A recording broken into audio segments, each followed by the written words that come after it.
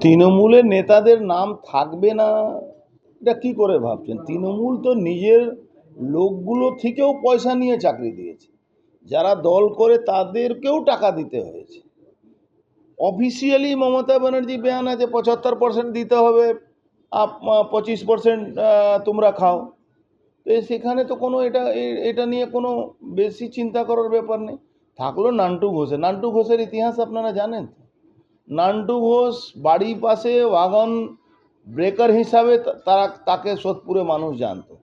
তারপরে কংগ্রেস করতো, কংগ্রেস থেকে ট্রেড ইউনিয়ন করতো, ট্রেড ইউনিয়ন থেকে কীভাবে সব ইন্ডাস্ট্রি ওখানে সোদপুরের মধ্যে, মানে পানিহাটি যাকে বলা যায়, পানিহাটিতে একটাও কারখানা চলে, সবটাই তো বন্ধ হয়ে সব জমি বিক্রি হয়ে গেছে। এবার ওনার পুত্রবধূ নাকি এখানে তার টেম্পটেডের মধ্যে নাম আছে।